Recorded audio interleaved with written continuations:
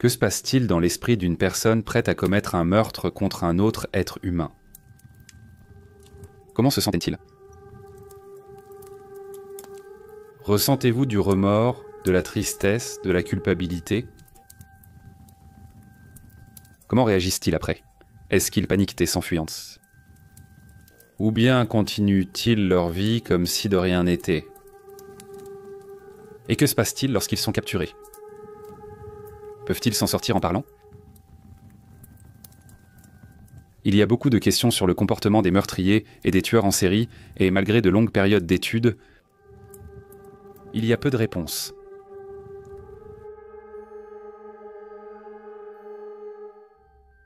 Lorraine Giddings était une étudiante en droit de 27 ans à l'université Mercer, et n'était plus qu'à un examen de réaliser son rêve de réussir le barreau, mais Lorraine ne passerait jamais cet examen.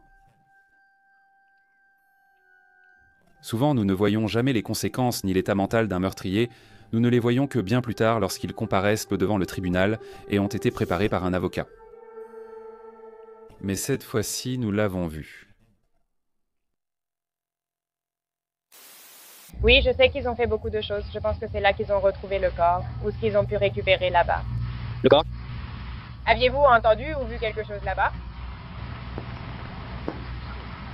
Aviez-vous vu quelque chose là-bas? Tiens. Je veux dire, nous ne savons pas si c'est la même personne.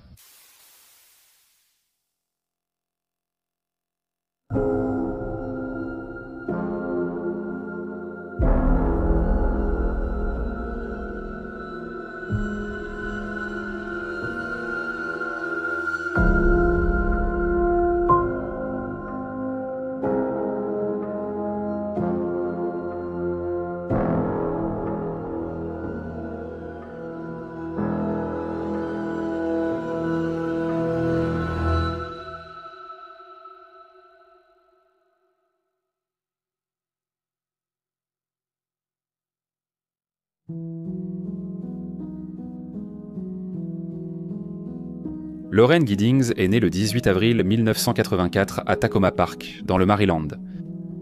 Elle a grandi dans la région et était très appréciée des gens.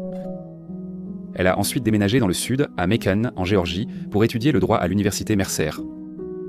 Contrairement à beaucoup de personnes qui se lancent dans le droit, elle ne rêvait pas de devenir riche en tant qu'avocate de la défense, et elle ne voulait pas non plus travailler pour l'État.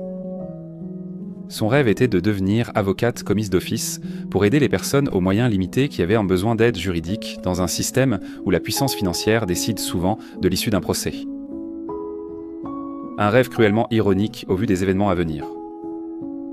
Elle travaillait dur dans ses études, au point de dire souvent à ses amis et à sa famille de ne pas la déranger pendant de longues périodes alors qu'elle restait à la bibliothèque pour préparer ses examens et terminer ses devoirs. Après avoir réussi ses examens de droit, elle n'avait plus qu'à passer l'examen du barreau et avait dit à ses amis et à sa famille qu'elle se préparerait pour l'examen comme elle le faisait toujours, en étudiant à la bibliothèque. Donc, lorsque le week-end de juin s'est passé, sans que personne n'ait eu de nouvelles d'elle, au début, un peu, personne ne s'est inquiété. Mais après quelques jours, des amis ont contacté la bibliothèque, qui leur a dit que Lorraine n'y était pas allée du tout pendant le week-end.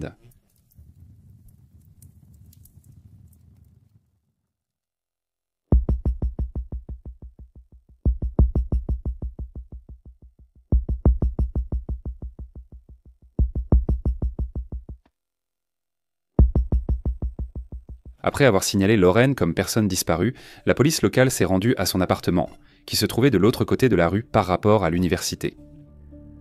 La police a quitté les lieux après n'avoir constaté aucune preuve de crime ou d'effraction.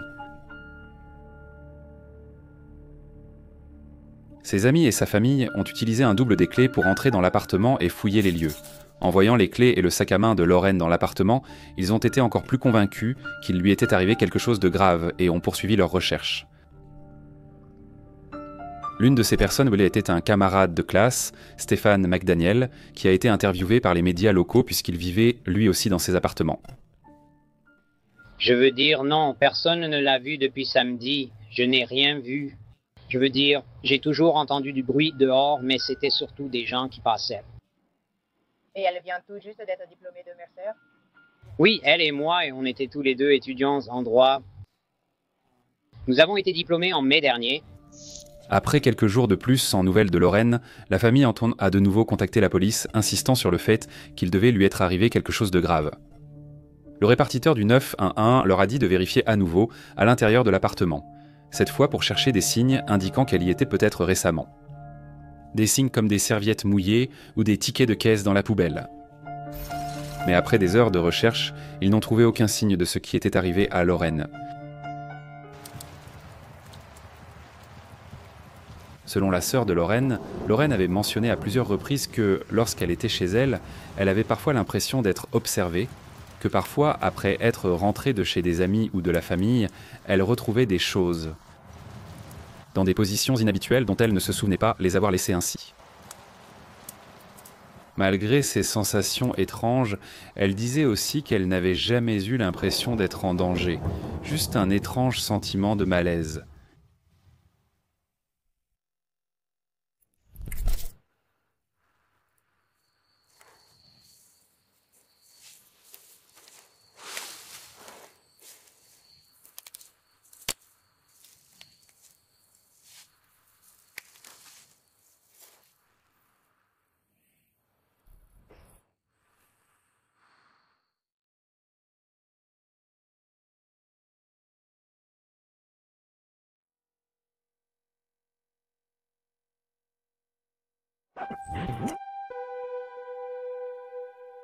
N'ayant rien trouvé de suspect dans l'appartement de Lorraine, la police a décidé de fouiller les environs de la propriété à la recherche d'indices.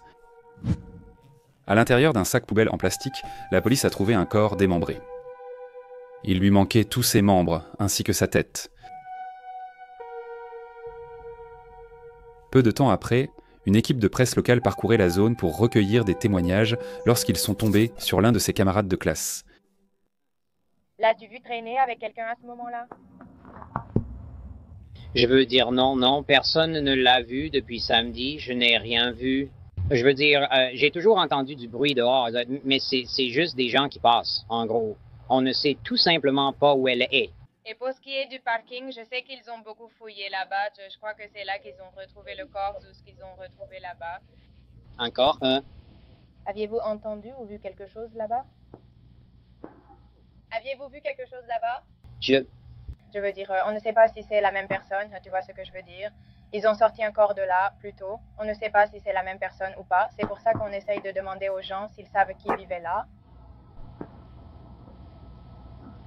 Est-ce que ça va, monsieur? Je crois que j'ai besoin de m'asseoir. D'accord.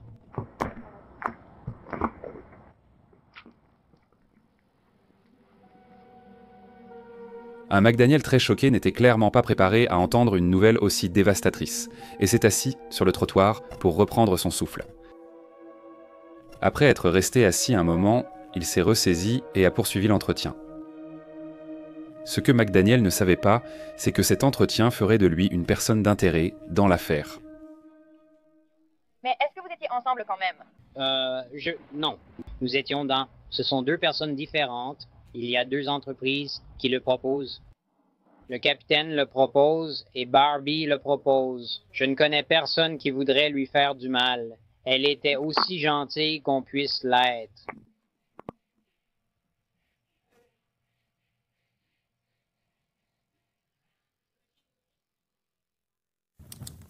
Ce qui était intéressant dans l'entretien, c'est que la réaction physiologique de McDaniel à la nouvelle ne correspondait pas à celle de quelqu'un en deuil.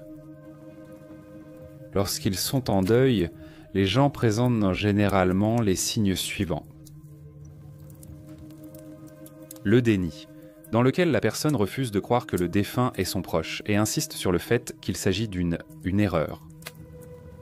Ou la colère, qui se manifeste généralement par de l'agressivité, des actions agressives ou des cris. Le marchandage, lorsque la personne souhaite généralement qu'un échange ait lieu et peut dire quelque chose comme « ça aurait dû être moi à sa place ». Et enfin, lorsque les gens ressentent la dépression liée à la perte, ils pleurent, sanglotent et parfois refusent de prendre, de parler à qui que ce soit, ou même ferment complètement toutes leurs émotions. En général, lorsqu'une personne apprend la perte d'un ami ou d'un proche, elle adopte une posture détendue, les muscles relâchés, et elle se voûte, son corps peinant à supporter son propre poids alors que toute la force et la rigidité l'abandonnent. En général, ils regarderont vers le bas ou ailleurs, et leur expression faciale aura les sourcils relevés et rapprochés au centre, tandis que les coins de la bouche seront tirés vers le bas, dans une expression universellement reconnue comme la tristesse. Maintenant, lorsque McDaniel a appris pour la première fois que la police avait retrouvé le corps, ses sourcils étaient relevés en arc sans être rapprochés vers le centre et sa bouche était légèrement entr'ouverte avec les yeux un peu plus écarquillés, dans une expression qui ressemble davantage à la surprise. Après sa courte pause, lorsqu'il revient face à la caméra, son visage et son corps n'expriment toujours pas la tristesse. Il ne pleure pas, et sa respiration ne montre pas les sanglots courts qui accompagnent presque toujours la tristesse. Au lieu de cela, ses sourcils sont relevés et horizontaux, et sa bouche est ouverte avec les lèvres légèrement étirées sur le côté. Stéphane a également du mal à formuler ses phrases, parce que son esprit s'emballe et sa respiration devient rapide et superficielle. Ce que ressent Stéphane, ce n'est ni du chagrin ni de la tristesse. C'est de la panique.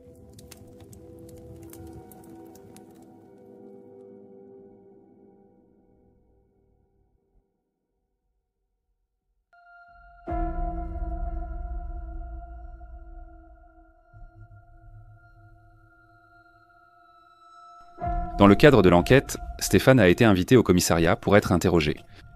N'étant pas encore conscient qu'il était suspecté, il a accepté et a dit qu'il ferait tout ce qu'il pourrait pour aider. Lors de l'entretien, il a révélé quelques faits intéressants. La première chose était qu'il a dit qu'il était vierge et qu'il se préservait pour le mariage. La deuxième, c'est lorsque l'intervieweur a remarqué des marques de griffures sur son bras et a interrogé Stéphane. Il a affirmé qu'il s'était fait ça lui-même pendant son sommeil.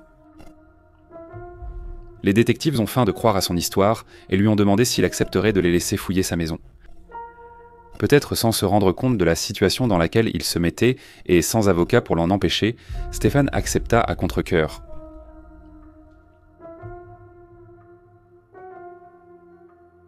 La police a ramené Stéphane à son appartement où ils ont jeté un coup d'œil.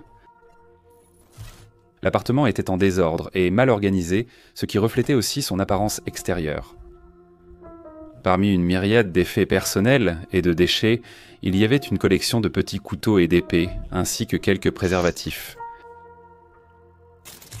Lorsqu'on lui a demandé pourquoi Stéphane avait besoin de préservatifs alors qu'il avait déjà déclaré auparavant qu'il était vierge et attendait le mariage, Stéphane a alors dit qu'il les avait volés dans d'autres appartements lors de ses effractions.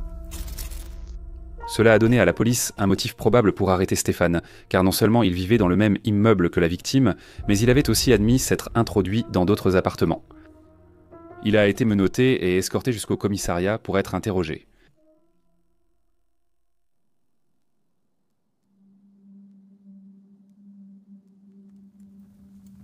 Bien que la police ait eu un motif probable pour arrêter Stéphane, il n'avait pas l'objet utilisé pour découper le corps, ni de mobile. Et même si Stéphane avait pu laisser son acide désoxyribonucléique dans l'appartement de Laurence, il y était aussi entré quelques jours auparavant avec des amis pour chercher Laurence.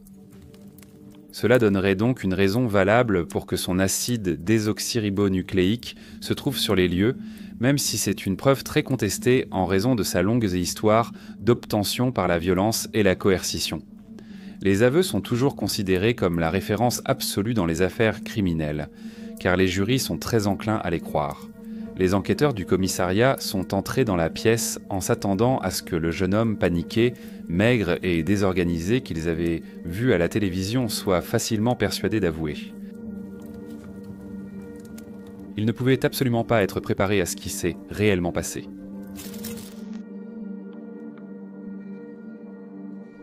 Au début de l'interrogatoire, le détective s'immisce immédiatement dans l'espace personnel de Stéphane et se penche vers lui. L'idée est de faire en sorte que la personne se sente acculée et intimidée, et d'augmenter son niveau de stress au point qu'elle puisse commettre des erreurs. Il donne ensuite également un ordre. Tu sais que je suis le détective Patterson, n'est-ce pas? Oui. Tu te souviens? Lève la main. Tu te souviens qu'on a parlé plus tôt ce soir? C'est à la fois pour encourager l'obéissance et pour la tester. Steven pose calmement ses mains sur la table sans discuter. Son attitude, son ton et sa posture témoignent à la fois de contrôle et de détachement émotionnel, ce qui dissimule totalement toute réaction émotionnelle face à l'officier. Les tactiques du détective ne commencent pas bien, te passent bien. Étiez-vous ami avec Laura? Oui. Tout au long de l'entretien, Stéphane maintient cette routine impassible, sans jamais flancher. Notez l'heure sur la vidéo. Il est 23h09. Comme dans de nombreux interrogatoires, les officiers ont attendu très tard dans la journée dans l'espoir que les suspects soient trop fatigués pour maintenir leur couverture, effaçant une erreur. Le fait que Stéphane puisse maintenir cette façade sans craquer après des heures sans manger, alors qu'il est fatigué et qu'il a déjà passé toute la journée avec la police, est en réalité une démonstration impressionnante et troublante de maîtrise de soi. L'officier s'approche encore davantage, essayant à nouveau de faire en sorte que Stéphane se sente confiné et stressé. Quand cela ne fonctionne pas, il donne un deuxième ordre. Il y a 2 ou 3 semaines. D'accord. Tu étais ami avec Laura? Oui. Regarde-moi quand tu me parles, fiston, d'accord? Sans hésiter, Stéphane regarde lentement et délibérément le détective droit dans les yeux.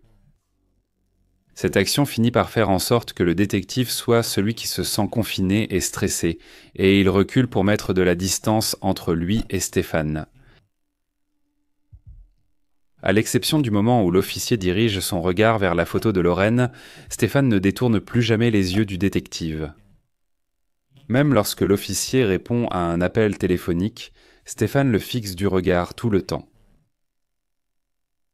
Peu de temps après, l'officier tente de fixer Stéphane pour le déstabiliser, mais au final, c'est l'officier qui détourne le regard, en premier.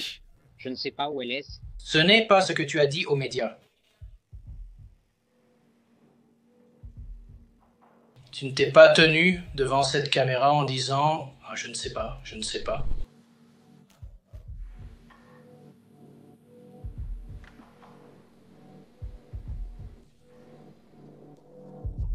Pour la suite de l'interrogatoire, l'officier abandonne son approche autoritaire destinée à obtenir l'obéissance et adopte une attitude où il fait semblant d'être son ami pour essayer d'obtenir sa coopération. Mais cela ne fonctionne pas non plus. Stéphane n'est pas indifférent, il répond aux questions mais sans rien révéler du tout. Après encore quelques minutes sans progrès, son partenaire prend le relais, mais avec le même taux de réussite. Stéphane ne flanche jamais, et il ne fait jamais d'erreur en répondant à toute question incriminante par « je ne sais pas », mais il répond parfaitement à toute question non incriminante. Il joue même exactement au même jeu de provocation avec le partenaire du détective, et encore une fois, le détective craque avant lui.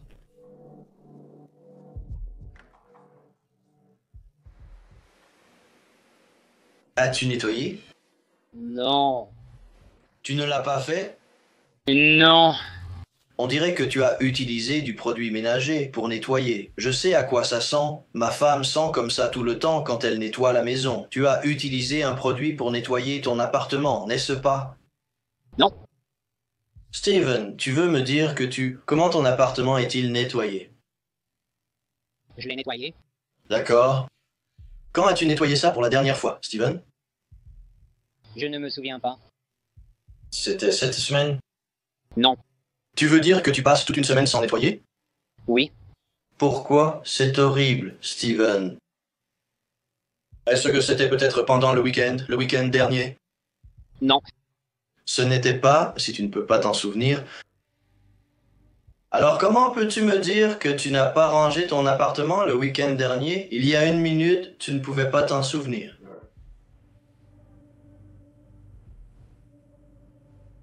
Je ne me souviens pas d'avoir fait le ménage le week-end dernier. Donc ce n'est pas que tu ne l'as pas fait, c'est juste que tu ne t'en souviens pas? C'est ça?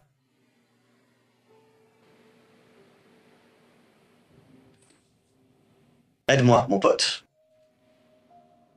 C'est ça. Je ne comprends pas. Tu ne comprends pas? Au cours d'un interrogatoire de 2 heures qui a commencé à 23 heures et ne s'est terminé qu'à 1 heure du matin, toutes les tactiques essayées par la police ont échoué et ils n'ont rien obtenu.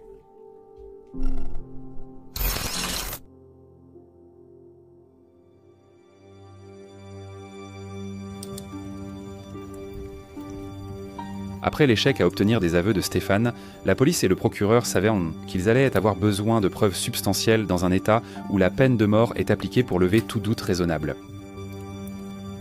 Une fouille plus approfondie de l'appartement de Stéphane allait révéler exactement ce qu'ils cherchaient. Une clé USB contenant des photographies volées collées sur l'ordinateur de Laure. Le même appareil contenait également plusieurs enregistrements que Stéphane avait réalisés alors qu'il rôdait dans l'appartement de Laure lorsqu'elle n'était pas chez elle, et qu'il traquait l'extérieur de celui-ci lorsqu'elle y était. Y compris un enregistrement réalisé à l'extérieur de son appartement, regardant à travers les fenêtres, seulement 6 heures avant son meurtre. Toutes ces fois où Laure disait à sa sœur qu'elle avait l'impression d'être observée. Elle l'était. Ils ont également trouvé une scie à métaux dans le placard de fourniture de l'immeuble, avec une petite tache de sang qui a ensuite été identifiée comme appartenant à Laure, ainsi que l'emballage de la scie à métaux dans l'appartement de Stéphane. Sur son ordinateur portable, ils ont trouvé des recherches internet liées au meurtre et à la violence, effectuées au même moment où ils consultaient le profil Facebook de Laure. Il avait également un passe-partout pour tous les appartements qui avaient été volés et copiés plus tôt dans l'année. Avec toutes ces preuves, l'accusation s'est sentie confiante d'obtenir une condamnation à la peine de mort et a annoncé qu'elle allait la requérir. Avec ces informations, Stéphane a finalement conclu un accord avec le procureur pour éviter la peine de mort et a détaillé par écrit exactement ce qu'il avait fait et comment. Il a raconté comment il est entré par effraction en portant un masque et que Lorraine l'a vu et lui a dit calmement « Dégage d'ici, putain ». Il lui a alors sauté dessus et l'a étranglé pendant 15 minutes et, pendant la lutte, elle lui a arraché son masque, révélant son visage et a dit « Stéphane » avant de le supplier d'arrêter. Et puis la vie a quitté ses yeux et... elle est devenue molle. Il a ensuite découpé son corps avec la scie à métaux, plaçant les morceaux dans différents sacs poubelles, puis dans différentes poubelles à l'extérieur.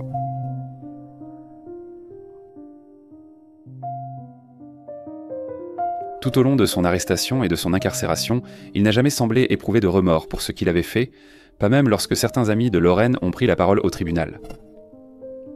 Il a été épargné de la peine de mort en échange de ses aveux, mais le juge l'a condamné à la prison à vie avec possibilité de libération conditionnelle après 30 ans. Les restes de Lorraine n'ont jamais été retrouvés.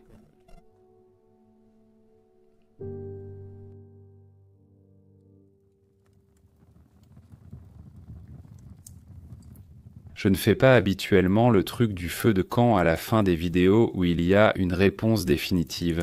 Mais dans ce cas, j'ai trouvé l'interview télévisée et l'interrogatoire tellement fascinant que je devais en parler.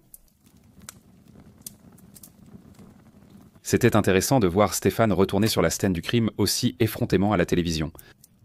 Il y a beaucoup de discussions sur la fréquence à laquelle les meurtriers font réellement cela dans la vraie vie, car il n'y a pas vraiment beaucoup de données qui suggèrent qu'ils le font.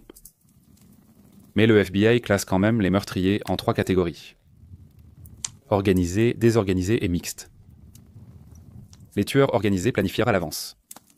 Ils effacent les traces de leur présence, ils ont généralement des connaissances en criminalistique ou en technique d'enquête, et ils peuvent faire semblant de souffrir de troubles mentaux permanents ou temporaires lorsqu'ils sont arrêtés. Ils suivent également généralement les reportages des médias sur le crime, et retournent sur les lieux, croyant qu'ils ne peuvent pas être attrapés. Les tueurs désorganisés sont généralement ceux qui souffrent réellement de problèmes de santé mentale et ils peuvent être victimes de délires, être schizophrènes ou paranoïaques. Ils ne planifient pas leurs crimes à l'avance et ne nettoient pas la scène après, car ils ne se préoccupent pas d'être attrapés et, en général, ils ne retournent pas sur les lieux du crime. Il est rare de pouvoir réellement voir la panique pure se répandre sur le visage de quelqu'un. Donc assister à cela ici était assez incroyable, et encore plus de le voir essayer de cacher cette panique derrière le chagrin. Stéphane savait quand sa victime serait normalement hors de contact avec ses amis et sa famille, il connaissait la disposition intérieure de son appartement, il savait exactement quelles mesures à prendre ensuite pour éviter d'être attrapé. Il a également affirmé qu'il croyait vraiment qu'elle avait disparu lorsqu'il a été interviewé à la télévision, comme s'il était dans un état mental altéré. Plus tard, lorsqu'il a été interrogé, il a simulé une autre condition mentale étrange, peut-être dans une tentative de faire croire qu'il avait réellement un problème de santé mentale. Je dirais qu'il correspond à la catégorie des personnes organisées, ce qui m'amène à l'interrogatoire. Pendant mes recherches pour la vidéo sur les 5 de Central Park, j'ai visionné pas mal d'enregistrements d'aveux afin de mieux me familiariser avec les techniques utilisées par la police américaine pour obtenir des aveux. Je m'attendais à être témoin de beaucoup de comportements contraires à l'éthique de leur part, mais voir quelqu'un traverser un interrogatoire de police avec autant de calme était vraiment étrange. J'ai vu quelques personnes demander si Stéphane avait un avocat pendant ses interrogatoires, et je peux confirmer qu'il mentionne effectivement son avocat dans un enregistrement que je n'ai finalement pas utilisé dans cette vidéo, le voici. Il semble que cela se soit produit après le premier interrogatoire, mais il était clairement conscient de son droit d'en avoir un présent et y avait accès. Alors que comment a-t-il pu garder un comportement aussi calme et étrange malgré les insultes, les mensonges, le manque de sommeil et l'intimidation pendant 2 heures au beau milieu de la nuit, alors qu'il était très probablement fatigué? J'ai vu quelques personnes dire qu'il était dans une sorte d'état de zombie, comme s'il était peut-être en transe ou dans un état de fugue. Non, c'était une tactique orchestrée et j'en suis assez sûr. Voilà pourquoi. Premièrement, une personne en état de fugue, catatonique ou en transe ne donne pas de réponse rationnelle à des questions basiques. Steven a pu donner des réponses évasives aux questions qui pouvaient l'incriminer et des réponses normales à celles qui ne le faisaient pas. Donc il était clairement mentalement capable. Deuxièmement, Steven est étudiant en droit et il était sur le point de réussir l'examen du barreau, donc il connaissait ses droits, il savait ce que la police pouvait ou ne pouvait pas faire, et il savait probablement que les preuves qu'ils avaient contre lui à ce moment-là étaient circonstancielles, laissant place à un doute raisonnable. Il savait aussi que sa propre acide désoxyribonucléique sur les lieux pouvait s'expliquer. Et puisque tout s'est passé dans l'appartement de Lorraine, il n'y aurait aucune trace de son acide désoxyribonucléique à elle dans l'appartement de Steven. Les vêtements qu'il portait lors de l'acte ont été déchiquetés puis jetés dans les toilettes. Il savait qu'ils avaient besoin d'aveux à ce moment-là, donc tout ce qu'il avait à faire, c'était de ne pas craquer. Il avait l'impression de détenir tous les atouts, et cela lui a donné la force mentale de résister là où d'autres auraient pu céder. Il pensait être la personne la plus intelligente de la pièce, qu'il avait tout prévu pour cette nuit-là, ce qui était vrai, mais comme beaucoup de meurtriers, il a négligé tous les événements qui ont précédé cette nuit et qui pourraient l'incriminer et révéler un schéma de harcèlement susceptible d'influencer l'opinion d'un jury. Les tueurs et le comportement criminel me fascinent vraiment, donc c'était un sujet très intéressant. Mais je n'ai pas trouvé tout ça tout seul, alors je veux rendre hommage à l'inspiration de cette vidéo qui était Jim Can't Swim, ou JCS Criminal Psychology comme on l'appelle maintenant. Ils ont fait une excellente vidéo sur cette affaire que je vais mettre en lien dans la description ci-dessous. J'avais juste l'impression de pouvoir apporter un peu plus au sujet. Je tiens donc à remercier tout le monde d'avoir pris le temps de regarder cette vidéo. Et si vous l'avez trouvée intéressante, merci d'appuyer sur le bouton j'aime et de la partager une seule fois sur vos réseaux sociaux. Ça aide vraiment. Merci encore et maintenant, on se retrouve dans la prochaine vidéo.